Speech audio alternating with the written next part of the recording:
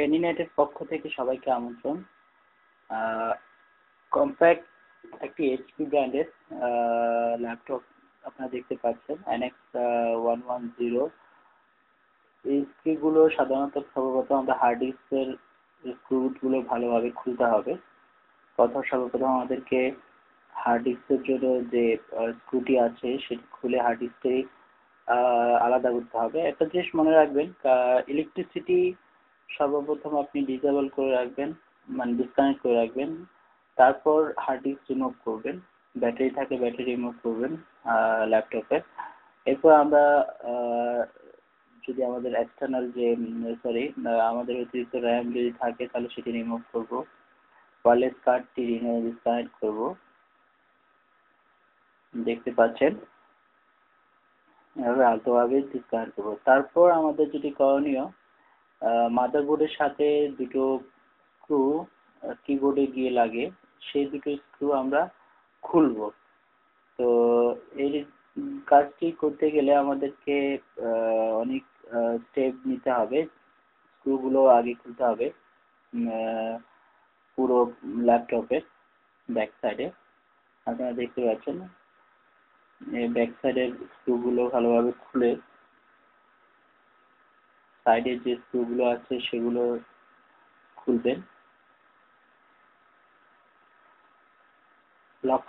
লক্ষণীয় বিষয় হচ্ছে যে আমরা যখন একটি ল্যাপটপ ডিসেম্বল করব তখন সতর্কতার ভাবে স্ক্রুগুলো রাখবো, কারণ এক একটি স্ক্রু এক এক জায়গায়।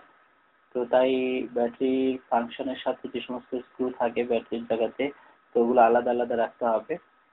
তো আমি প্রেফার করি আপনারা যদি একটি কাগজে ইন্ডিকেট করে সেখানে পাশে পাশে লিখে রাখেন যে স্ক্রুগুলো এই কাজে ব্যবহৃত হয়, তো সেগুলো আলাদা আলাদা আমরা স্ক্রুগুলো খুলে রাখলে পরবর্তীতে যখন আমরা আবার পুরোনো অ্যাসেম্বল করব তখন সেক্ষেত্রে আমাদের কাজের সুবিধা হয়। আপনারা দেখতে পাচ্ছেন এভাবে আমরা কিবোর্ডটি ডিসকানেক্ট করি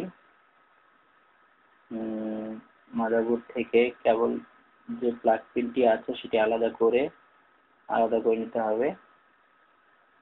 এরপর আমরা যেটি কাজ করব যে মাদারবোর্ডের সাথে ল্যাপটপের যে উপরের একটি প্লাস্টিক কভার থাকে সেটিকে আলাদা করব। দেখতে পাচ্ছেন এটি আলতোভাবে স্ক্রু দিয়ে আপনি খোঁচা দিলেই উঠে যাবে। খুব সতর্কভাবে এটি আলাদা করতে হবে। তারপর আমরা যেটি কাজ করব, আমরা বড় যে স্ক্রুগুলো আছে যেমন স্ক্রিনের টিকে আলাদা করার জন্য, এলসিডিকে আলাদা করার জন্য যে দুটো স্ক্রু আছে দুপাশে সেগুলো খুলে আলতোভাবে এলসিডির কেবলটিকে ডিসকানেক্ট করব।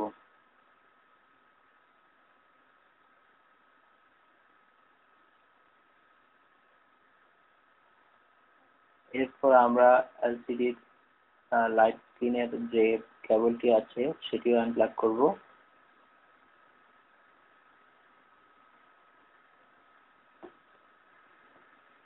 এই প্রতিটি কাজ ল্যাপটপে যখন আপনি কাজ করবেন সূক্ষ্ম এবং সতর্কতার ভাবে কাজ করতে হবে। তারপর আমরা সিপিইউ ফ্যানটির স্ক্রু রিমুভ করব। দেখতে পাচ্ছেন দুপাশে দুটো স্ক্রু আছে, সেটি রিমুভ করলে সরাসরি ফ্যানটি কেবল সহ উঠে আসবে। এটি রিমুভ করলে আমরা এলসিডি স্ক্রিনের যে ফ্ল্যাশ লাইটটি আছে সেটি ডিসকানেক্ট করার যে কেবলটি আছে ওটি আমরা রিমুভ করতে পারি। এরপর আমরা এলসিডি কে আলাদা করে নেব ল্যাপটপ থেকে এভাবে। এ পর্যায়ে আমরা সিডি-রম ডিভিডি রাইটার বা সিডি-রম যেটি আছে এটিকে আলতোভাবে আলাদা করে নেব। তারপর আমরা সিপিইউ আপনারা দেখতে পাচ্ছেন ব্যাটারি এটিকে রিমুভ করব। তারপর এখানে কিছু মাদারবোর্ডকে সংযোগ দেওয়ার জন্য পুরো কেসের সাথে মানে ল্যাপটপের সংযোগের স্থলে স্ক্রু আছে সেগুলো আলাদা করে নেব। এরপর আলতোভাবে একটি স্ক্রুড্রাইভার দিয়ে মাদারবোর্ড থেকে জ্যাকেটটি ল্যাপটপের যে কভারটি আছে সেটিকে আলাদা করে নেব। খেয়াল রাখবেন যেন কোনো জায়গায় বেশি চাপ না পড়ে। অন্যথায় আপনি যখন পুনরায় অ্যাসেম্বল করবেন তখন সেটি ঠিকভাবে লাগবে না। এই পুরো প্রক্রিয়াটি করতে আপনাকে খুব সতর্কতা এই পর্যায়ে আমি আলাদা করতে হবে, খুব সতর্কতাভাবে আলাদা করতে হবে যেন কোনো কারণে এটি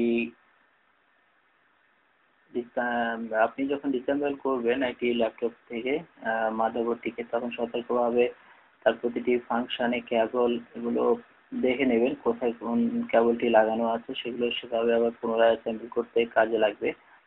তো সেই জিনিসটি ফলো করতে হবে। এখানে দেখতে পাচ্ছেন আমরা একটি কেবল যেটি স্পিকারের সাথে আউট স্পিকারের সাথে লাগানো, সেটি আমরা ডিসেম্বল করলাম। এখন আমরা মাদারবোর্ডটিকে তার ল্যাপটপ থেকে আলাদা করার জন্য তার আগে যে সমস্ত ফাংশন কেবল আছে প্লাস স্ক্রু আছে সেগুলো আলাদা করব।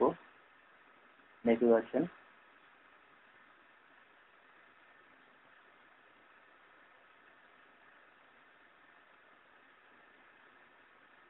প্রসেসর ইন সিপিইউ খোলার আগে আপনাকে যে প্রয়োজনীয় কেবল মাদারবোর্ডের সাথে যেটি লাগানো থাকে স্ক্রুগুলো সেগুলো এইভাবে আলাদা করবেন এই সাইড দিয়ে। আপনাদেরকে এটাতে জানাচ্ছি এটি এনএক্স 6110 ল্যাপটপ। তো এটি ডিসেম্বল আপনাদেরকে দেখাচ্ছি। আপনারা দেখতে পাচ্ছেন এখানে সিপিইউ প্রসেসর, সেটিকে আলতোভাবে খুব সহজে আমরা আলাদা করতে পারি। আপনারা ইচ্ছা করলে এভাবে ডিসেম্বল করে প্রসেসরটি যদি কোনো কারণে খারাপ থাকে সেই এভাবে আপনারা আলাদা করে প্রসেসরটিকে নতুন একটি প্রসেসর লাগাতে পারেন। তো এরপর আলতোভাবে আমরা কিছু স্ক্রু আছে আলাদা করে নেব, সেগুলো মাদারবোর্ড থেকে।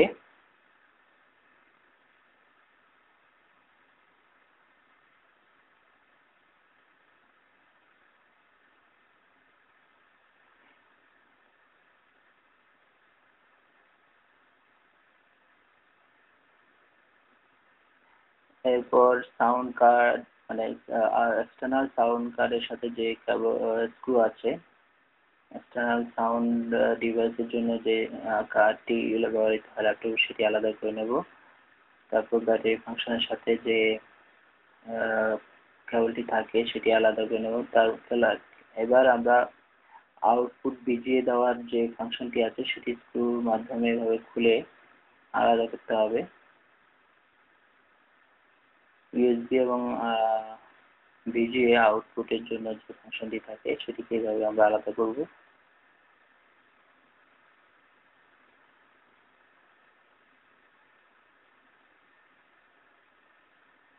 এই পুরো প্রক্রিয়াটি করার জন্য আপনাকে মিনিমাম 10 থেকে 15 থেকে 20 সেকেন্ড 20 মিনিট অথবা আধা ঘন্টাও লাগতে পারে।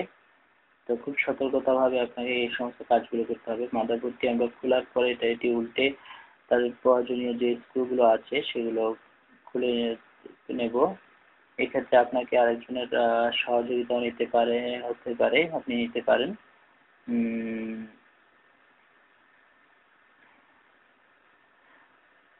তো এভাবে আমরা প্রতিটি স্ক্রু খুলে মাদারবোর্ডটিকে আমরা এভাবে উপস্থাপন করতে পারি, আমরা সেটি রিপেয়ার করতে পারি অথবা চেঞ্জ করে